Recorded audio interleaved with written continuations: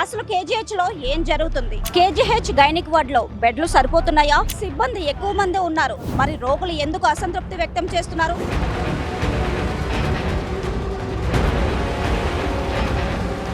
అధికారిక గణాంకాలు ఒక కథ చెబుతున్నాయి, డెలివరీ వార్డుల బయట పరిస్థితి మరో కథ చెబుతుంది.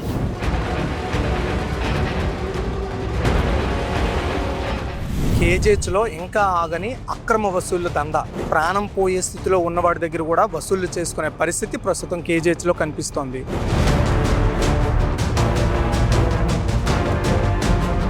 శవాల మీద డబ్బులు ఏరుకోవడం అంటే ఏంటో చూడాలంటే ఖచ్చితంగా మీరు కేజీహెచ్లోని ఎమర్జెన్సీ డిపార్ట్మెంట్ దగ్గరికి రావాల్సిందే.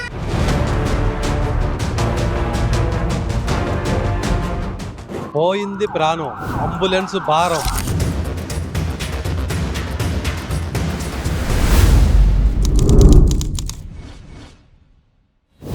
ఇదేదో వీబీసీ ఆన్ టీవీ కావాలని చెప్తున్న విషయం కాదు, ఆడియో వీడియో రూపంలో మీకు చూపించే ప్రయత్నం చేస్తోంది.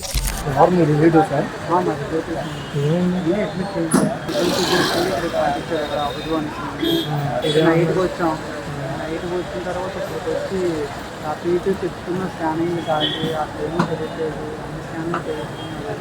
సిటీ స్కాన్ కింద చెప్పేసి 10 మంది చేస్తున్నారు. అది ఇంజక్షన్స్ అని చెప్పారు. అడిగి ఏంటి ఫ్రీ కదంటే వాళ్ళు కూడా ఫ్రీ అనేసి ఉన్నారు. అది ఇంజక్షన్స్ అవుతుందమ్మా అనేసి అన్నారు. ఎవరు డాక్టర్లు తెచ్చినారో నర్సులు లేదు అక్కడ. వాళ్ళు పట్టించుకోవట్లేదు. అదే అమౌంట్ ఇస్తే వాళ్ళు బాగానే పనిచేస్తున్నారు. మహాప్రస్థానం కాసుల మహిమ.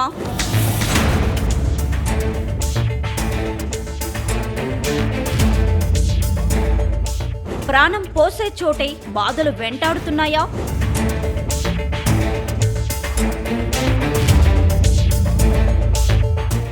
చెయ్యి తడపందే పని అవ్వట్లేదా?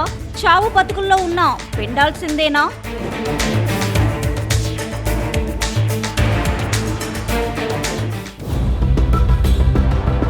కేజీహెచ్లో గైనకాలజీ విభాగం గురించి మాట్లాడుకుంటే బెడ్ల కొరత అనేది చాలా వరకు ఉందని గతంలో కూడా చాలా వార్తలు వచ్చాయి. అంటే ఒకే బెడ్పై 2 తల్లులను పడుకోబెట్టిన పరిస్థితి కూడా నెలకొంది.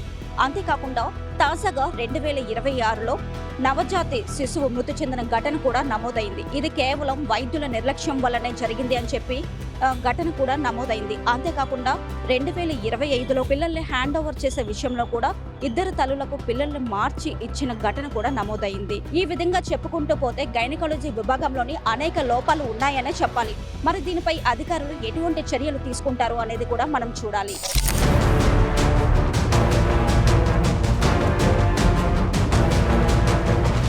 గైనిక్లో దాదాపు 220 బెడ్లు ఉన్నాయండి.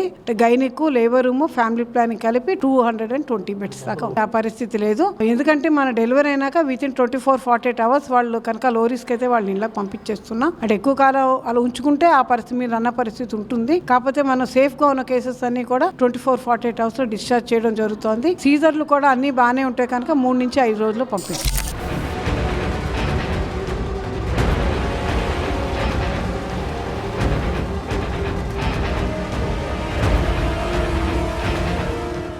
ప్రాణం చివరి క్షణంలో పోతుందనగా వచ్చి బ్రతికిన వాళ్ళు కేజీహెచ్లో చాలామంది.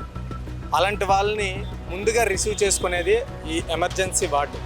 అయితే ఈ వార్డులో వాడి ప్రాణాలతో బయటికి వెళ్ళినప్పుడు వాడి దగ్గర అక్రమ వసూళ్లు దందా కేజీహెచ్లో నడుస్తోంది.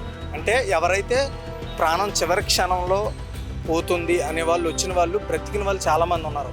అయితే తిరిగి మళ్ళీ అతని ఇంటికి వెళ్ళేటప్పుడు అతని దగ్గర అంబులెన్స్ ఖర్చుల కోసమని, లేదంటే అక్కడ ఉండే స్టాఫ్ సంబంధించిన ఎవరైతే వార్డ్ బాయ్ కానీ నర్సులు కానీ అక్రమంగా వసూళ్లు చేస్తున్న పరిస్థితి ప్రస్తుతం కేజీహెచ్లో నడుస్తుంది. అయితే కేజీహెచ్లో కేవలం ఎమర్జెన్సీలో మాత్రమే ఇలాంటి పరిస్థితి ఏం కనబడట్లేదు. ఓవరాల్గా కేజీహెచ్లో ఇదే పరిస్థితి నడుస్తుంది. బ్రతికి బయటపడిన తర్వాత ఖచ్చితంగా ఎంతో కొంత ఇక్కడ వాళ్ళ చేతులు తడపాల్సిందే.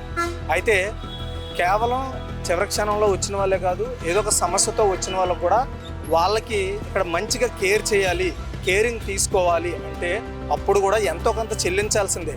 అదే పరిస్థితి కేజీహెచ్లో స్పష్టంగా కనిపిస్తుంది.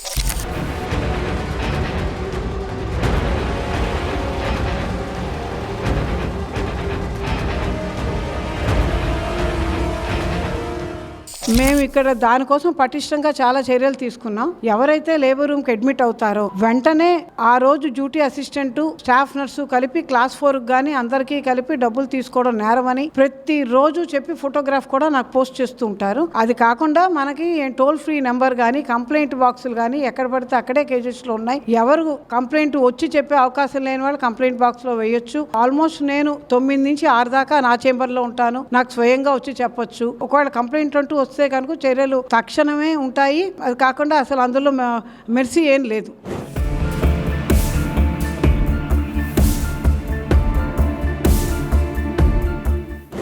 రెక్కాడితే కానీ డొక్కాడని పరిస్థితుల్లో కేజీహెచ్కి వచ్చే ఎవరైతే పేషెంట్లు ఉంటారో వాళ్ళ దగ్గర నుండి, వాళ్ళ బంధువుల దగ్గర నుండి అక్రమ వసూళ్ల దందా ఎప్పుడు ఆపుతారు?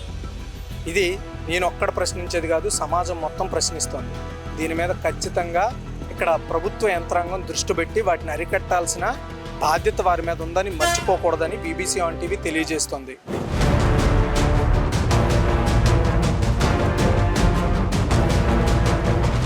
రోడ్డు ప్రమాదంలో ఎవరైనా చనిపోయినా, అలాగే ఎవరైనా ఆత్మహత్యకు పాల్పడినా, ఎక్కడైనా హత్యలు జరిగినా మృతదేహాలు వచ్చేది కేజీహెచ్ మార్చురీ విభాగానికి.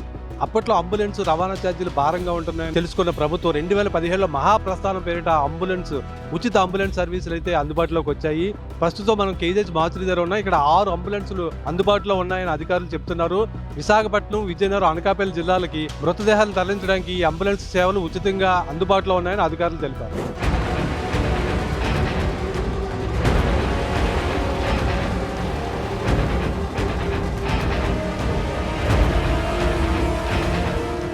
అటెండెంట్స్ ఎవరైతే వస్తారో ఏ ఊరు వెళ్ళాలి, ఎక్కడికి వెళ్ళాలి అనేది డీటెయిల్ గా రాసుకున్న తర్వాత అప్పుడు మా డ్రైవర్లు అందరూ కూడా సీరియల్ సిస్టమ్ లో స్టార్ట్ అవుతారు. ఒక బాడీ తర్వాత ఒక బాడీ, ఒక బాడీ తర్వాత ఒక బాడీ డ్రైవర్లు అందరూ కూడా తీసుకెళ్తారు. వెళ్ళేటప్పుడు ఏం చేస్తారంటే ఇక్కడ ఎవరైతే అటెండెంట్ వచ్చారో వాళ్ళ బంధువులు వాళ్ళతోని ఈ వివరాలన్నీ రాసుకొని సంతకం పెట్టించిన తర్వాత వాళ్ళ నివాస గృహం దగ్గర మళ్ళీ బాడీని దించిన తర్వాత ఎవరైతే బంధువులు ఉన్నారో వాళ్ళు కంప్లీట్ గా మా డ్రైవర్ దగ్గర ఈ ట్రిప్ ఎక్కడ స్టార్ట్ అయింది, ఎక్కడికి వెళ్ళింది, అక్కడ దించిన తర్వాత వాళ్ళ దగ్గర ఒక రికార్డు ఉంటుంది, బుక్. ఆ బుక్ లోనే మీ దగ్గర ఎటువంటి డబ్బులు కానీ ఏమీ తీసుకోలేదు, జాగ్రత్తగా దించారన్న విషయం దగ్గర ఒక సంతకం వాళ్ళకి తెలియపరిచి సంతకం తీసుకుంటారు. దానివల్ల ఏం జరుగుతుందంటే ఈ వాహనం కంప్లీట్ గా ఫ్రీ సర్వీస్ అన్న విషయం ప్రతి ఒక్కరికి కూడా అవగాహన కల్పించే విధంగా జరుగుతుంది. నెక్స్ట్ డ్రైవర్లు ఏమైనా డబ్బులు కానీ ఏమైనా డిమాండ్ చేసినా సరే అక్కడ సంతకం పెట్టడానికి వాళ్ళు నిరాకరిస్తారు. ఒకవేళ పొరపాటున ఎవరైనా సరే మా డ్రైవర్లు వాళ్ళ దగ్గర ఏమైనా సరే మాకు డబ్బులు ఇవ్వాలని డిమాండ్ చేసినా, అడిగినా ఏదైనా జరిగినట్లయితే ఎవరైతే ఈ మరణించిన వ్యక్తి యొక్క బంధువులు ఉన్నారో వాళ్ళు నేరుగా మన కేజీహెచ్ సూపరింటెండెంట్ గారికి, అదే విధంగా CSRMO గారికి, లేదంటే నాకైనా లిఖిత పూర్వకంగా పేపర్ మీద ఒక కంప్లైంట్ గాని ఇచ్చినట్టయితే మాత్రం సూపరింటెండెంట్ మేడం గారు దాని మీద చాలా సివియర్ గా యాక్షన్ తీసుకుంటారు.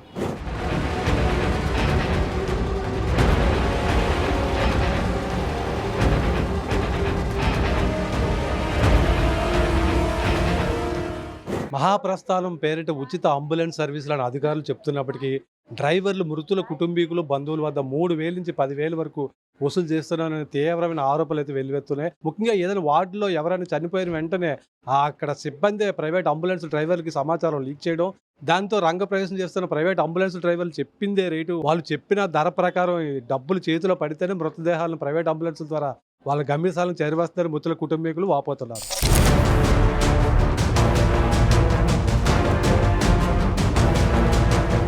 పేషెంట్ని తీసుకొచ్చారా? ఏమైంది? ఏమైనా అడిగారా? పాప పుడుతుందా, మామూలుగా డెలివరీ అవుతుంది, ఆ టైంలో ఇచ్చారా? కేజీహెచ్లోనా? ఎంత ఇచ్చారు? మా అత్తగారు 8,000 అంత ఇచ్చారు. 8,000 తీసుకుంటారంట. మనం పని అవ్వాలని మనం చేసుకుంటాం. 8,000 ఒకేసారి తీసుకున్నారా? ఒకసారి కానీ ఇంకెందుకులేండి, వదిలేయండి ఇంకా దాని గురించి. ప్రసూతి సేవలు ఏ ప్రభుత్వ ఆసుపత్రులు అయినా అత్యంత కీలకమైనవి. అయితే ఇక్కడ కేజీహెచ్లో రోగులు చెబుతున్న సమస్యలు నిజంగా వ్యవస్థాపరమైనవా లేక తీవ్ర ఒత్తిడి వలన ఏర్పడుతున్నవా? దీనిపై అధికారుల చర్యలు ఎంతవరకు ఫలిస్తాయో చూడాలి. మరి కేజీహెచ్లో ఎప్పటికీ అక్రమంగా పేషెంట్ల దగ్గర నుండి డబ్బులు వసూలు చేసే దందా ఇంకా నడుస్తోంది. ఇప్పటికైనా అధికారులు దీని మీద దృష్టి పెట్టి వాటిని అరికట్టాల్సిన బాధ్యత వారి మీద ఉంది. వీడియో జర్నలిస్ట్ సతీష్తో, కెమెరామెన్ హేమంత్తో, టీమ్ BBC విశాఖపట్నం.